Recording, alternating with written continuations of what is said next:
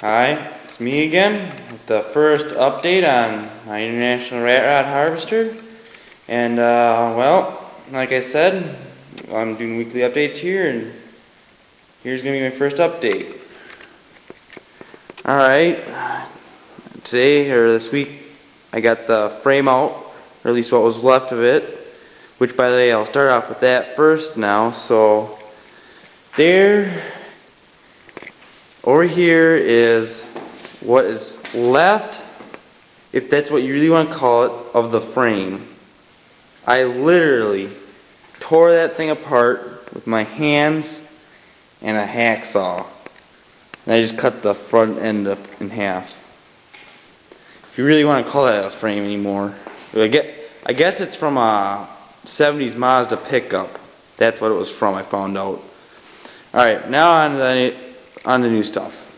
Alright, also I cut off some brackets there from the frame in case I ever have to use them.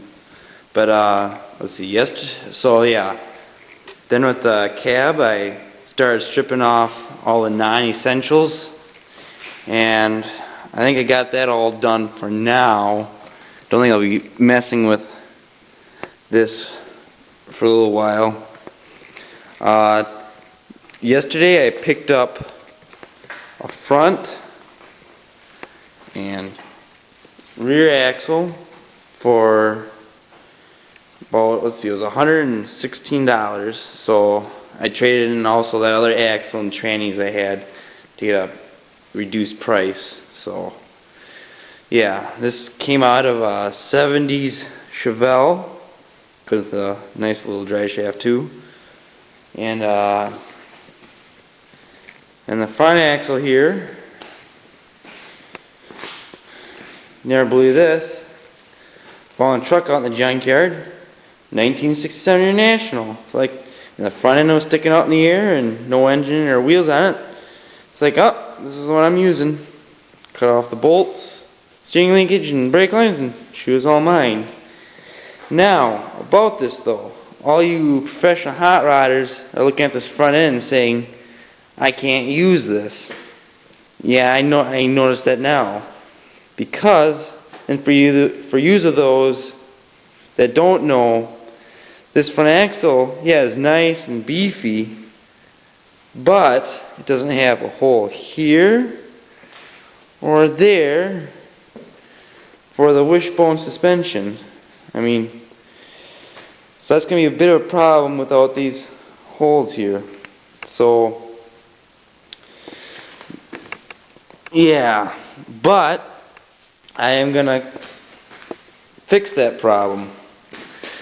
I mean, these are wide enough where I could drill a hole right here, but yeah, I ain't going to piss around with that. So what I'm going to do is, for wishbones, I'm just going to have a square tubing welded together at a point where the frame would be, then have one square tubing go underneath, then one above, and have two bolts going through it.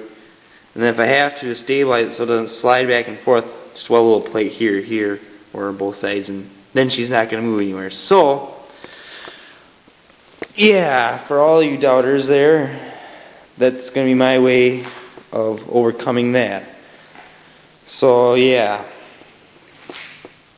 Then also with that, I can make my own split wishbone system. Instead of having to sit there and try and buy an expensive one that would fit this specific axle, that if I had something that, needed it. So, even though first I thought it was bad, I think this actually might turn out to be a good thing. So, yeah. So then with that. Alright. Then, okay, so now for the frame. Let's see. I'm going to get some steel either today or tomorrow. Some 2x3 steel. I'll get 40 feet of it. That'd be good. 40 feet of it. So then, give me a little extra if I need some. But the wheelbase, the length of the frame, however, is going to be 150 inches. That's about average, I'd have to say, for people that use that for pickup trucks. And so yeah, then I'll probably have about a 12-inch kick up or Z in the rear, or whatever you want to call it, and had that start right about here. So yeah, things are looking good. I haven't spent too much money on this yet. So yeah, and then once I get the frame built, get the axles on there and suspension, which yeah, I should have done within the next 2 weeks here. And let me get this little guy. Anywho, so yeah, things are starting to turn up here. So now that I got it all apart, I should be getting stuff to finally put her back together. So yeah, I don't think there's too much more to talk about for this, other than yeah, just give a good old look around.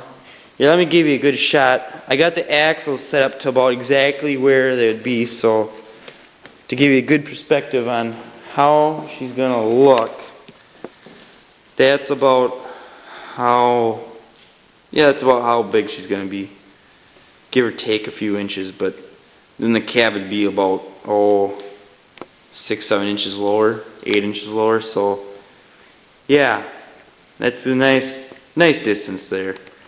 So until next time, next week here, you should see at least a rough frame built. So guess until next Sunday, see you guys later.